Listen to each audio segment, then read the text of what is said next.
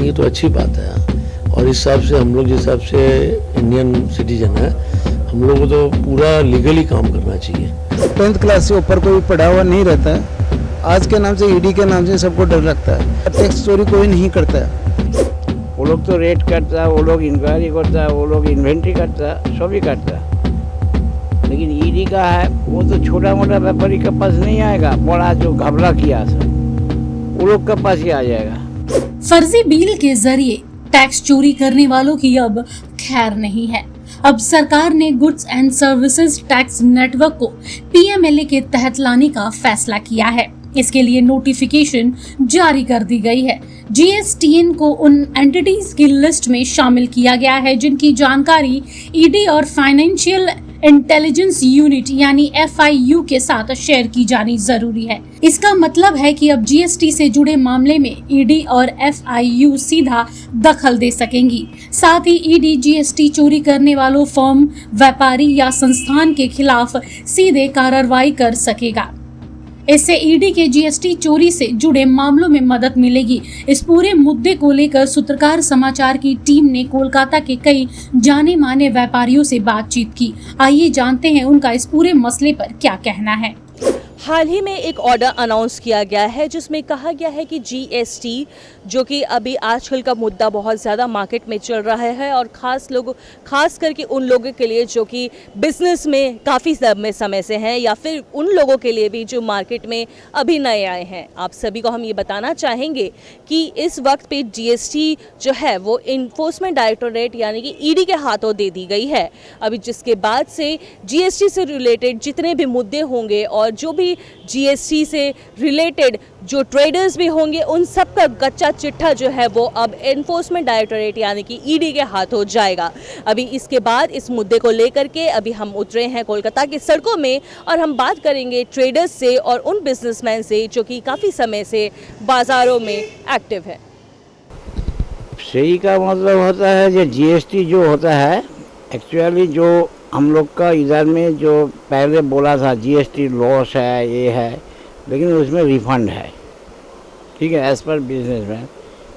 अभी क्या होता है ये जीएसटी छुपा के बहुत कम चलता है, जीएसटी छुपा के। तो हम लोग सब ठीक रहेगा, हम लोग सब ठीक रहेगा तब कि वो जीएसटी का मामला है। ईडी के लिए अभी तो जीएसटी स्टेशन है, वो लोग तो रेट करता है, वो लोग इंक्वायरी करता है, वो लोग इन्वेंट्री करता है, सभी करता है। लेकिन ईडी का है वो तो छोटा मोटा व्यापारी के पास नहीं आएगा, बड़ा जो घबरा किया था वो लोग के पास ही आ जाएगा।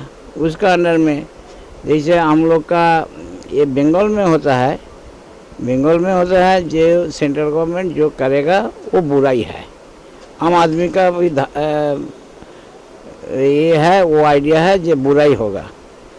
लेकिन हम लोग ये जीएसटी तो हम लोग का दिया हुआ पैसा, बंगाल गवर्नमेंट रिफंड मिलता, सेंट्रल भी है, उसमें दो गवर्नमेंट का काम चलता है, बंगाल का काम चलता है, सेंट्रल भी काम करता। एक पार्ट जो बंगाल गवर्नमेंट मिलता है वो रुपया बंगाल में इन्वेस्ट होगा तो इंडस्ट्री होगा, सब होगा, और वो लूटेगा तो कुछ नहीं होगा।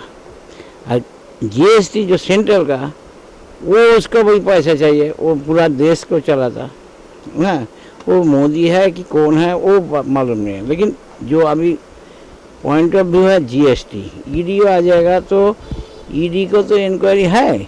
जब पहले जो होता था इनकम टैक्स, इनका तो सबका घर में घुसा नहीं, जिसका फाइल में डिफेक्टिव है उसका वो इन्वेंट्री किया, उसका स्कूटी किया, सबका नहीं है।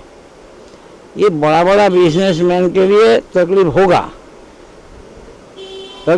छोटा मोटा व्यापारी का कोई है, लेकिन हम लोग सब चेन सिस्टम, छोटा होता है मिडिलमैन को, मिडिल जाता है सेमी मिडिल को, ऐसा करके बड़ा का पास चला जाता है, ठीक है। देखिए शुद्ध पैसा कमाएगा हम, अब आदमी लोग सोचेगा इधर कुछ नहीं है, वो नहीं चलेगा। वो जो ही करता ईडी में देखे जो हम लोग का आइडिया हो जाएगा, जो ईडी सब खा लेगा, मोदी सब खा लेगा, ममता जी सब खा लेगा, ये नहीं है। पैसा बांटेगा, पैसा में इन्वेस्ट करने होगा बंगाल में, बस सेंट्रल में, वो काम में लगाना होगा।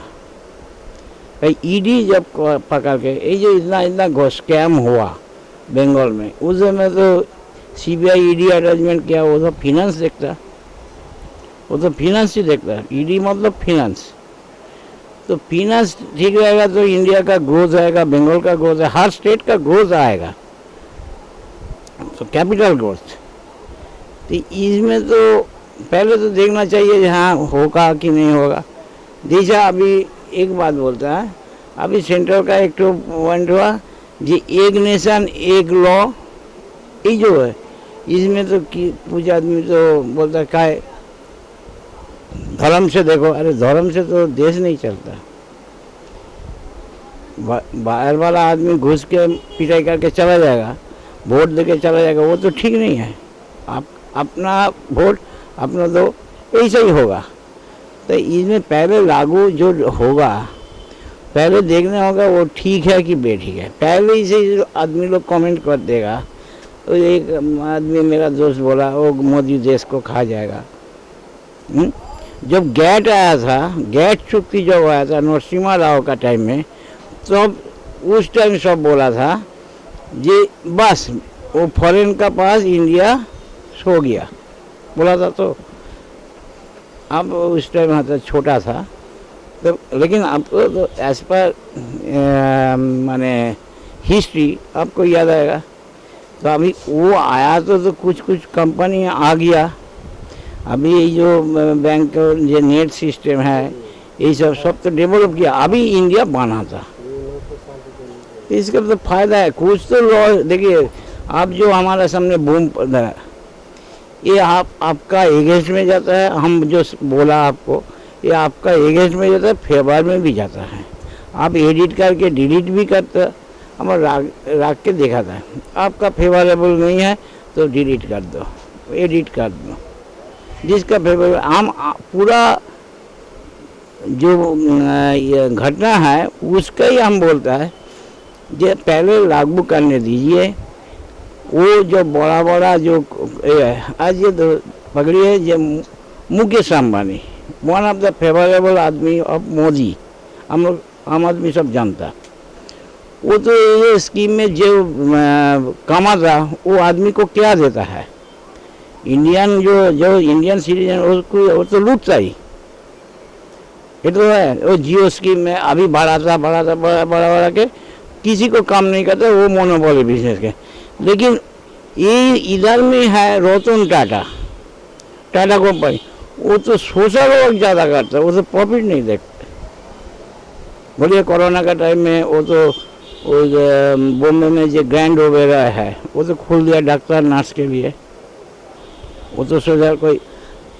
वेयरएज़ मुकेश अंबानी का जो वाइफ है वो एक, हम लोग क्या बोलते हैं, कुछ बुरा मत मानिए, वो जो एक कपड़ा का साथ जो ब्लाउज वो 2 कोटी का हीरा फीरा सब लगा कर सोना, वन टाइम यूज। वो फॉरेन से पानी मंगाता, तो वो तो लूटता। ईडी उसको देखेगा, उसको सीज करेगा तो पैसा आ जाएगा इंडिया गवर्नमेंट का। वो तो इन्वेस्ट होना चाहिए, लूटने का बात हम बोलता नहीं।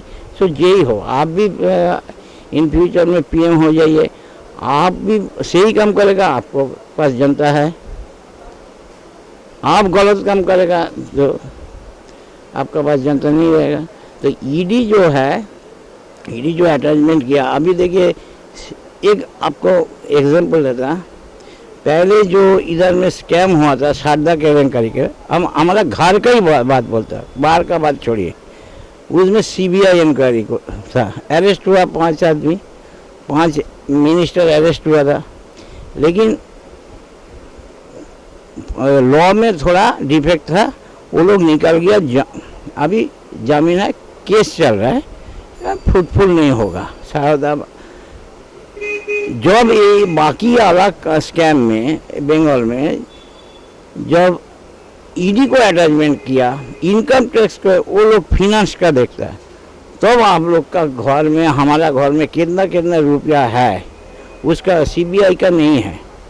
जैसे सेल टैक्स था दुकान रेट करने का, लेकिन इनकम टैक्स आपका घर का, ये जो डिफरेंस है। तो उस टाइम जब आया था ये जो स्कैम में, ये लोग भी ये सब बोला था, तो वो आया तब तो हम लोग पता चला इसका घर में इतना करोड़, उसना घर में उतना करोड़। आउट तो हम लोग जानता नहीं, जो न्यूज़ में आता है वही जानता। आप लोग का जो देखा था उसमें हम लोग जानता, ठीक है। तो ED is not criteria. ED को काम करने दीजिए, कुछ रेवेन्यू वो लोग निकाल देगा तो तब ठीक होगा। बड़ा बड़ा आदमी का पास, आपका पास 2000 रुपया, आपको ईडी पकड़ के क्या करेगा, बोलिए। यही बात है, हम ओरिजिनली मिडिल मैन का बात बोलते हैं। अच्छा, आपका नाम? मेरा नाम श्रीकांत दे। डायरेक्टरेट के थ्रू ही आएंगे, तो इस पे आपकी क्या रिव्यू है? ये तो अच्छी बात है, और इस हिसाब से हम लोग जिस हिसाब से इंडियन सिटीजन है, हम लोग को तो पूरा लीगली काम करना चाहिए।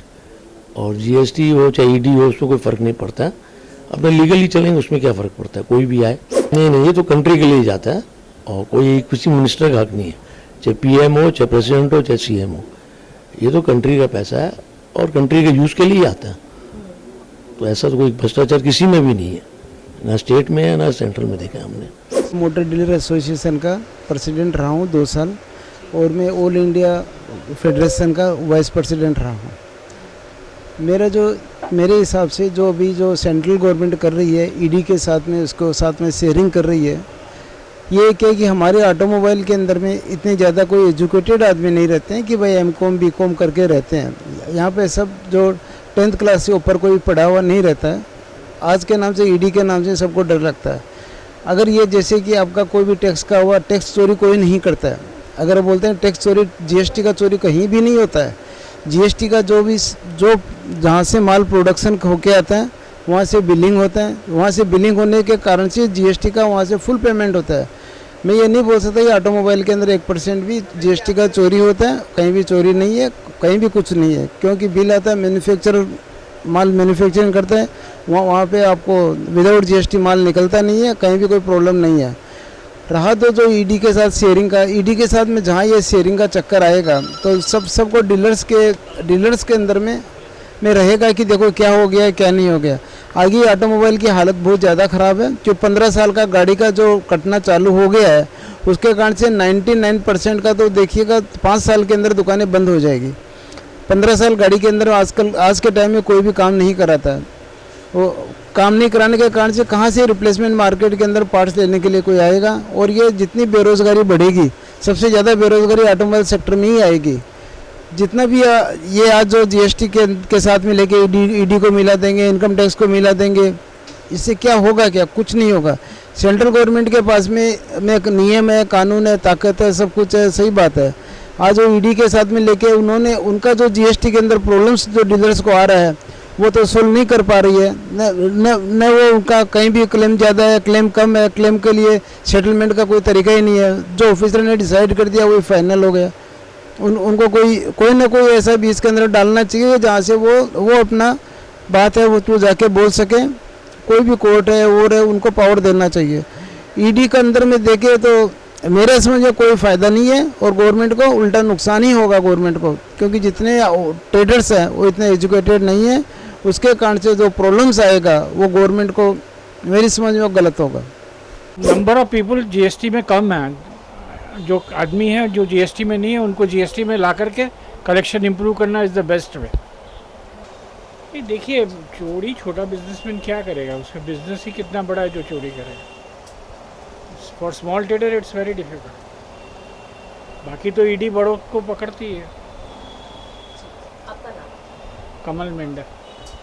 अभी आप लोगों ने जिस प्रकार से सुना कि कुछ ट्रेडर्स का कहना है, कुछ बिजनेसमैन का कहना है जो कि कोलकाता में बहुत सालों से बिजनेस में है, उन्होंने कहा है कि एक तरह से ये जो फैसला लिया गया है ये बहुत पहले ले लेनी चाहिए थी और ये काफ़ी ज़्यादा फ़ायदे में साबित होगी। वहीं जिस तरह से एक्यूजेशंस लड़के आ रहे हैं कि ये जो फैसला है ये सिर्फ और सिर्फ नरेंद्र मोदी की सरकार को इसका लाभ होने वाला है, तो ऐसा कुछ भी नहीं है।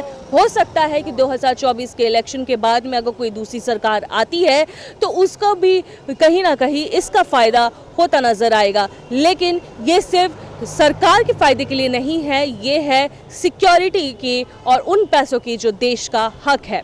अभी इसे लेकर के जो फैसले अभी आए हैं, कुछ लोगों का कहना है कि ये बिल्कुल सही है, ये अच्छा है, ये पहले आना चाहिए था, लेकिन वहीं पे कुछ लोगों का ऐसा कहना है कि ये बिल्कुल गलत है, ये सरासर गलत है, इसकी हानि किसी को नहीं, जो मिडिल लेवल पे जो बिजनेसमैन है उन्हें उठाने को मिल सकती है। ऐसी परेशानी आगे और भी आएगी।